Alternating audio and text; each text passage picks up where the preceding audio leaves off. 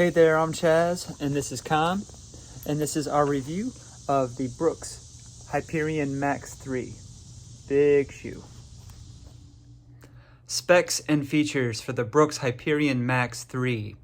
Usually I like to do the specs and features before I've had a chance to run on the shoe, as I've just taken it out of the box. However, I do have about 5 miles in these. If you've watched the previous week's video, I got these at a Brooks Meet the Pacers event for Around the Crown 10K because I'm one of the Pacers for that race. So full disclosure, this shoe was provided to me at no cost, but it was not provided for the purpose of review. It was provided for my pacing services. So my review is my own, my opinions are my own.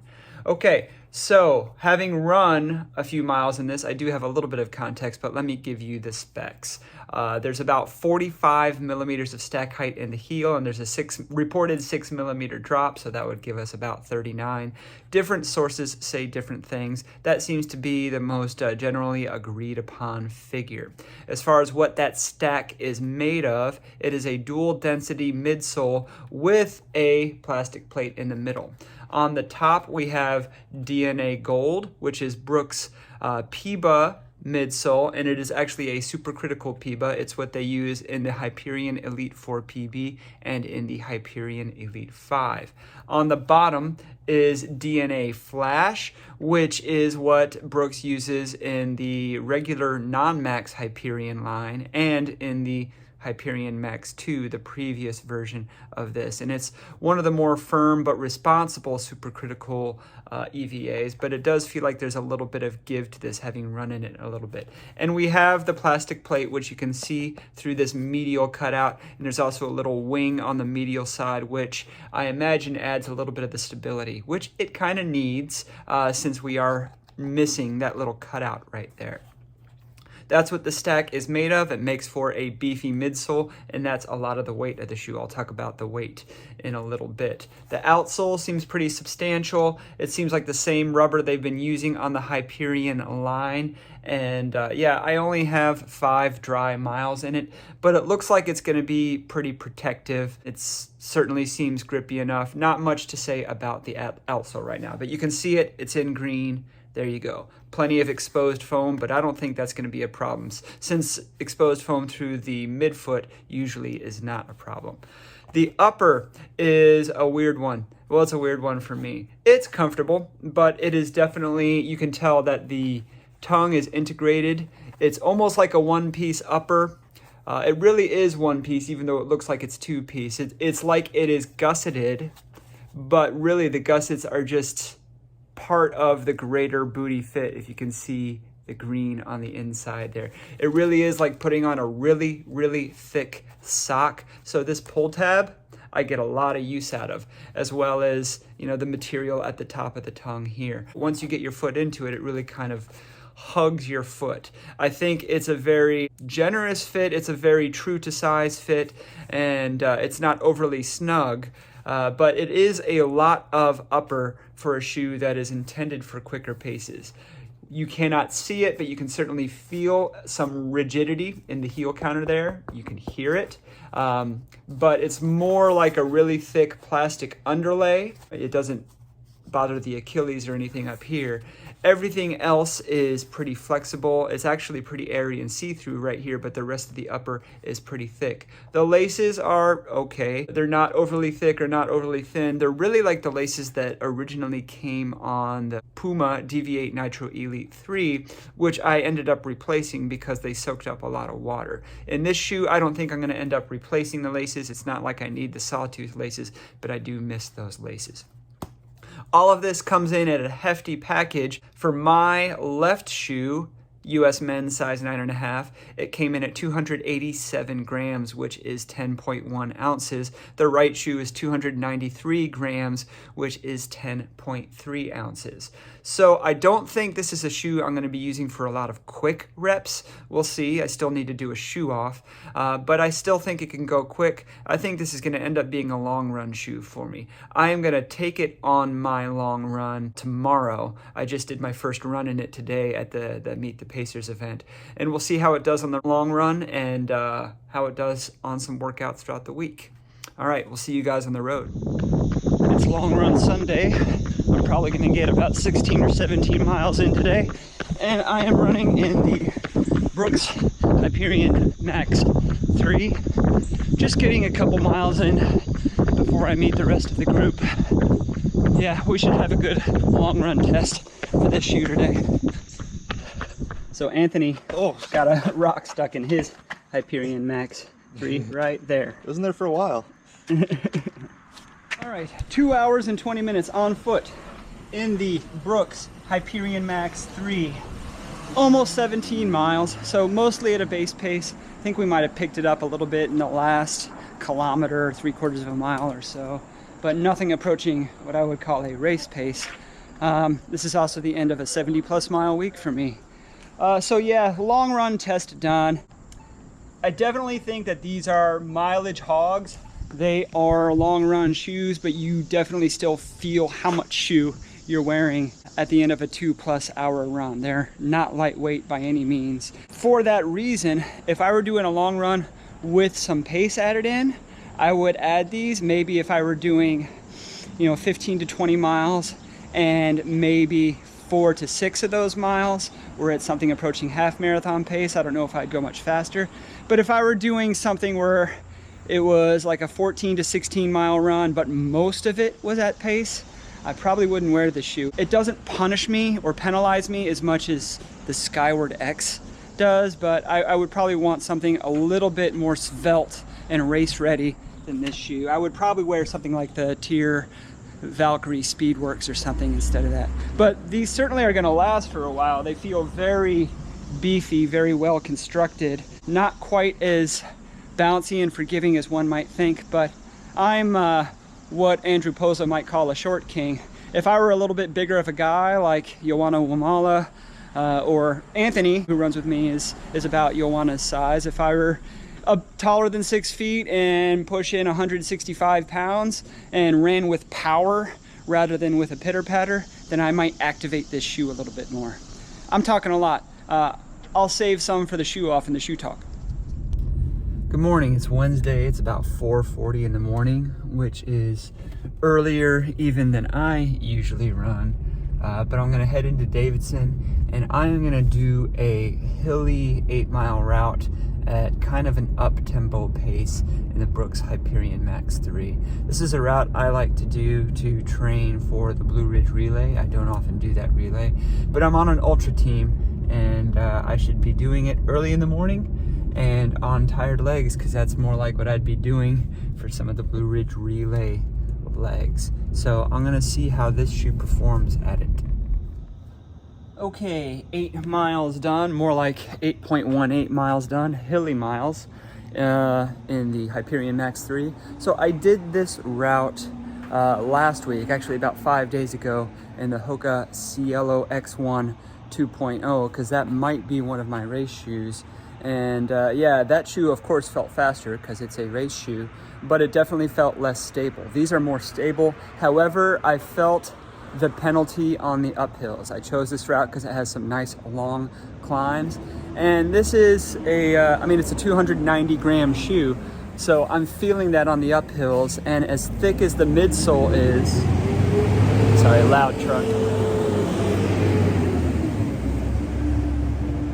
As thick as the midsole is, I feel like I'm really having to push through that midsole on the climbs. I have to really run with power, and that's a tiring way to run for someone with short legs and a quick cadence, a rapid cadence like mine. However, on the downhills, the long downhills, this shoe was on autopilot. I was just letting myself bound down the hills, letting myself daydream, enjoying the moon, thinking about my lesson plans for the day. It's great for that. And on the flats, once I was warmed up, it rolled really well once I got below that 7-minute pace. It works at easy pace too, but as far as the up-tempo paces, I think once you're warmed up, it rolls pretty easily. Not out of the gate like a super shoe would. Yeah, so this would be a decent training tool, especially for someone looking for like an ultra training shoe, but probably wouldn't race their road ultra in it. Okay, it's time for a shoe off. Here I have the Brooks Hyperion Max 3, and I'm going to be comparing it with the Nike Zoom Fly 6 the Mizuno Neo Zen and the Mizuno Neo Vista. I want to talk about these two here. The Tier Valkyrie Speedworks, the Adidas Adizero Prime X Strung OG, and the Hoka Cielo X1 OG. The reason I have the Neo Vista 1 and the Neo Zen in this shoe off together is because I think the Hyperion Max 3 is probably going to compare most to the Neo Vista 2, but that's not a shoe that I have, and I don't really feel like spending the $200 on it at this time. However, I think both of these put together would be similar to the Neo Vista 2 and be a good way to kind of find a comparison with the Hyperion Max 3. It's worth mentioning that there are some notable absences from this shoe off. I think the Hoka Skyward X and the New Balance SE Trainer V3 would probably be good comparisons to put up against the Hyperion Max 3. I got rid of my Skyward X a while ago. If you followed my channel, it's just not a shoe that really worked for me. I'm not a bigger guy, and I think it would really suit a bigger guy. I also never got the SC Trainer V3. I loved the V1. I thought the V2 was a big disappointment, and I just never pulled the trigger on the V3. All right, Nike Zoom Fly 6 and Brooks Hyperion Max 3. These shoes have a lot in common. They're both big, chunky performance trainers or companion trainers. They both have a racing foam on top and a training foam on the bottom. They both have a plate. The Zoom Fly 6, it's a thinner carbon fiber plate, and the Hyperion Max 3, it's a plastic plate. However, there's also a lot of differences. The Zoom Fly 6 with its 10mm drop, I can feel the difference in drop versus the 6mm in the Brooks. It's a little bit more aggressive. There's a little bit more ground feel, which don't take that too literally because neither of these are ground feel kind of shoes. But the Hyperion Max 3 has a bit more bounce to it, a bit more give back, a bit more bound. One thing is I can pick up the pace in probably either of these shoes. The Zoom Fly 6 is kind of meant to do that. I guess the Hyperion Max 3 is supposed to as well. However, I think I could do a long run in the Hyperion Max 3. I've done a 20-mile run in the Zoom Fly 6 and regretted it. So that might be where the big difference in these shoes is. All right, now I'm comparing the Hyperion Max 3 with the Mizuno Neo Zen. And this is part 1 of 2 of my Mizuno comparison with the Brooks Hyperion Max 3. So the Neo Zen does not have a plate, and it has a single density mid-foam. It is all Energy NXT, but it is the supercritical TPU variety. And it, as a whole, is bouncier than the big stack Hyperion Max 3. The Hyperion Max 3 is a little more stable, which is saying a lot since it's such a tall shoe. But that might also owe to the plastic plate. I think if you had a similar plate inside the Neo Zen, it might be a more useful shoe. The Neo Zen feels a little more organic, a little more smooth. You can definitely tell it's a single midsole component, not two different components, 3 if you count the plate, that are trying to work together. But it's also a lighter weight package. They both have kind of that booty-like upper. The Brooks is more secure. Keep in mind, I need to conflate this with the Neo Vista comparison that I'm about to do. And it might be that the Neo Vista 2 is better than both, even though this is a Hyperion Max 3 review. Okay, Mizuno Neo Vista OG and Brooks Hyperion Max 3. The Neo Vista OG is still probably one of my favorite long run shoes, and the booty construction on the upper is more comfortable to me than the one on the Hyperion Max 3. The Energy NXT in this midsole, not the same as in the Neo Zen, is an EVA, a supercritical EVA, but still an EVA. And there is a TPU plate. It is more dynamic underfoot than the Hyperion Max 3, but it's a lot slower dynamic response. You set into it and rebound from it at a slower, more gentle rate than you would bounce back with the Hyperion Max 3, which you can feel the bounce and the energy from the PIBA topsole, but the DNA flash is almost like a stabilizer. I don't want to say it mutes the effect, but you don't get nearly as much punch back as you would expect from such a massive midsole. I mean, it's not a bad thing. I think it's still going to be good for long miles. Both of these will probably end up being long run shoes for me, but I could do a recovery run in the Neo Vista, whereas I might use the Hyperion Max 3 for a long run where I might pick up the pace. Since all signs point to the Neo Vista 2 being a better comparison to the Hyperion Max 3 and me not having that, if you have both shoes, the Hyperion Max 3 and the Neo Vista 2, and can offer your insights as to how they compare, throw that in the comments. I'd love to hear it. All right, now on my right foot, I have the Tier Valkyrie Speedworks, and then on my left is the Brooks Hyperion Max 3.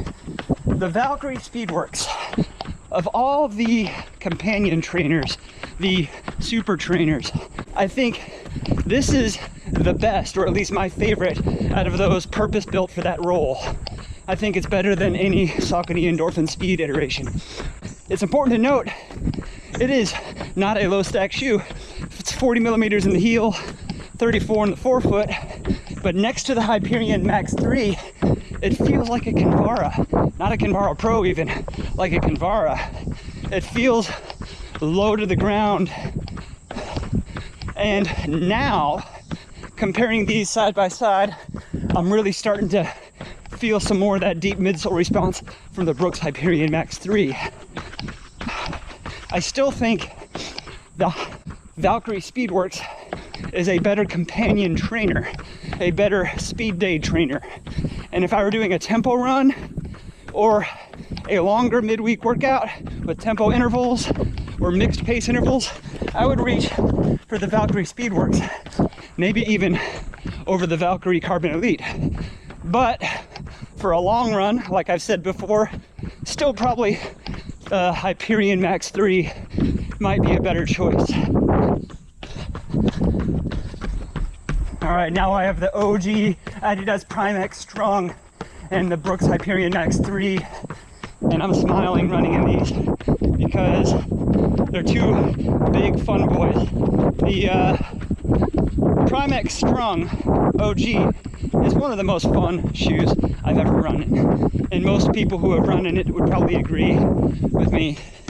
And with that fun comes some instability, like it's partying a little bit too much to be serious. Now, last time I did a shoe off with another big thick boy with the Prime X Strung, it was the Skyward X, and it was actually on the same greenway. And the Skyward X, I think, filled a similar role, but it was very controlled, very stable. You know, not so much party, mostly business. Straight-laced, wearing the tie all the way up to the neck. The Hyperion Max 3 kind of splits the difference. It's got some of the fun, some of the party of the Prime X Strung, but it's still very professional, business-like, although it's going to take its tie off. It's going to unbutton the top button and roll up its sleeves and be able to hang. You know, I get some fun, but it's really there to get its work done and then play hard. So it might be a more accessible, as an Andrew Posa reference there. It might be a more accessible Prime X Strung to those who were never able to get the OG Prime X Strung and who, like me, are not interested in the Prime X Strung 2 or 3. So yeah, I'm starting to like these a little more. All right, lastly, I have the Hoka Cielo X1 OG and the Brooks Hyperion Max 3. The Cielo X1 is the quintessential, for me, racer that works best as a super trainer. I've used it to pace marathons, but I wouldn't really race anything under an ultra in it, but it works great as a long run shoe, as a super trainer, a fast day shoe when I want something substantial underfoot. I think the Hyperion Max 3 is meant to occupy a similar space, but they have different ride experiences. The full Piba with the big rocker in the Cielo X1 makes it roll, gives it a rolly sensation. Whereas, even though there's a good rocker in the Brooks Hyperion Max 3, I think you're definitely using more of the midsole, making contact at the same time, even if you're a midfoot striker. So if these shoes were to occupy the same training space, one of them would be more of a cranker and the other would be more of a cruiser. And if you've seen my super shoe matrix, you'll know what I'm talking about. The Cielo X1 is a cranker, but if you want to cruise at the same pace on predictable terrain, the Hyperion Max 3 has got you. And it's going to be a little more stable. But they're both big boys, tall boys, pretty fun. The racing shoe is obviously a little bit more fun, but it's also more expensive and it's close to dead stock. Whereas, like I said before, the Hyperion Max 3, even though it's $200, is a little more accessible. Okay, I think it's time for the Hyperion Max 3 shoe talk. I have about 50 miles in this shoe in varying paces, so I think I pretty much know how it's going to work for me. This isn't a shoe that I would normally go out and buy. I usually don't have many of the big, thick, chunky companion trainers. I like something a little bit more streamlined, like the Valkyrie Speedworks. That being said, of the big, chunky, super stack companion trainers that are meant to go a little bit faster, this one suits me a little bit better than, well, definitely than something like the Hoka Skyward X.